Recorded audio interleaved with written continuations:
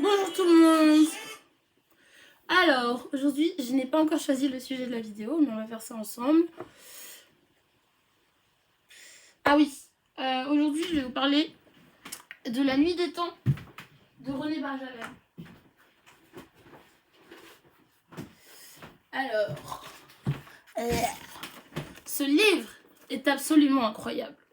Si vous ne l'avez pas lu, je vous invite à le lire parce que c'est un livre qui raconte l'histoire d'un médecin qui s'appelle le docteur Simon et qui va faire partie d'un groupe, d'une escadrille qui vont donc explorer le pôle sud. Donc c'est une escadrille internationale avec du monde qui vient du Japon, de l'Australie, de la France, de l'Angleterre, des États-Unis, de la Russie, etc. Donc tous ces gens-là, c'est un conseil un petit peu scientifique qui va donc mener une expédition pour aller vers le pôle sud. Et donc ils sont au pôle sud. Quand ils arrivent, ils reçoivent des vibrations. Qui sont régulières. Et donc forcément c'est un signal qui est émis par un appareil qui a été paramétré afin d'émettre un signal régulier. Et donc un des appareils d'un des membres de l'escadrille picks up that signal et ils sont en mode... ils sont surpris. Ils sont consternés à l'idée du fait qu'ils n'aient pas pu comprendre d'où vient ce signal. Et donc ils vont essayer de comprendre d'où vient le signal. Et lorsqu'ils trouvent la réponse à leur question, ils se rendent compte qu'il y a une espèce de boule, de sphère, fabriquée par une civilisation ancienne d'il y a 9000 ans, entièrement constituée d'or, et à l'intérieur de laquelle il y a deux êtres humains, une femme et un homme. Alors il y a tout un débat sur on réanime qui en premier, soit la femme, soit l'homme. Il y a donc une divergence dans les avis des différents participants au conseil. Et finalement, il table sur le fait de réanimer la femme. La femme est réanimée et lorsqu'elle revient à la vie, elle nous raconte comment était sa civilisation. Je vous passe les détails. Et donc c'était une civilisation il y a 9000 ans où deux nations partageaient le monopole du monde. Donc c'était un monde bipolaire. Et donc il y avait la nation A et la nation B, en gros. Et les deux, il y en avait une qui était très peaceful, qui n'utilisait pas de ressources qui venaient de la terre, qui fabriquait à partir de rien, qui vivait autour et dont la société a été construite autour d'une équation très simple, selon laquelle le tout peut venir du rien. Et donc, tout est autour de ça. Et donc, dans cette civilisation, en fait, comment est-ce que ça fonctionne? C'est que, à la naissance, une femme ou un homme, une fille ou un garçon va être élevé donc, par leurs familles respectives. Et lorsqu'ils atteignent l'âge de 7 ans, l'âge de raison, selon cette civilisation, ils assistent à une cérémonie, ils sont au cœur d'une cérémonie. On organise pour eux une cérémonie qui s'appelle la cérémonie de la désignation.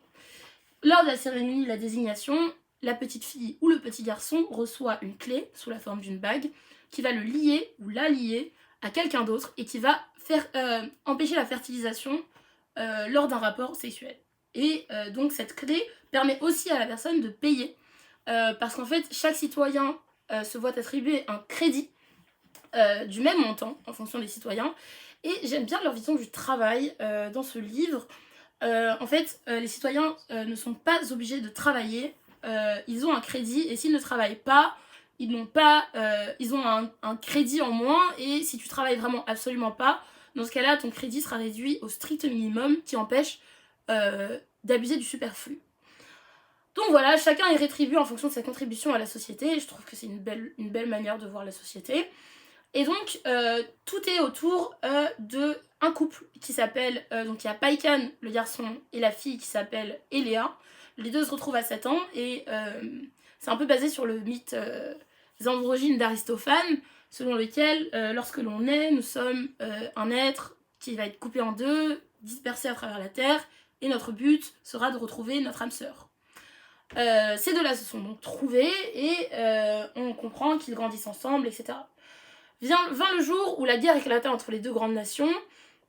Je vous passe les détails, voilà, Paikan et Eléa. Et Eléa a été sélectionnée par le grand érudit de la nation qui s'appelle Koban, et qui va donc demander à Eléa, qui va confier à Eléa la mission de porter la jambe féminine sur ses épaules et se cryogéniser avec lui, parce que lui il détient le savoir et elle détient la fertilité, il me semble, en bonne femme.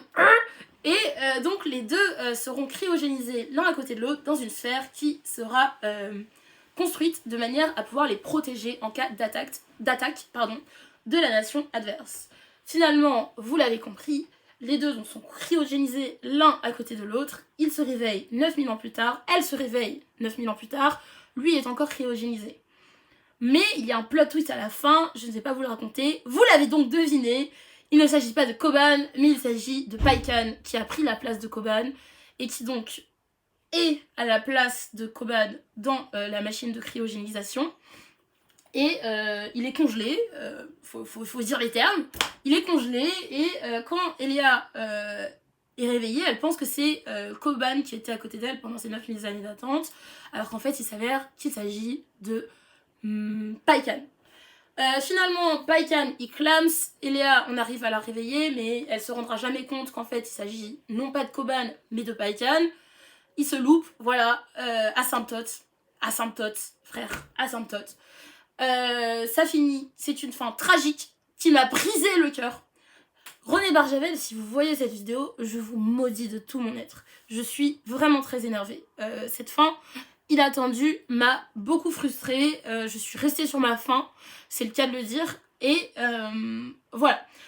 Ça fait 2 ans que je suis en train de lire Ravage. Je n'arrive pas à continuer parce que je n'arrête pas de penser à la fin médiocre de La Nuit des Temps. Évidemment, je rigole. René Barjavel, vous êtes un génie. Voilà, c'est tout pour aujourd'hui. C'était la revue du jour. Diasto out.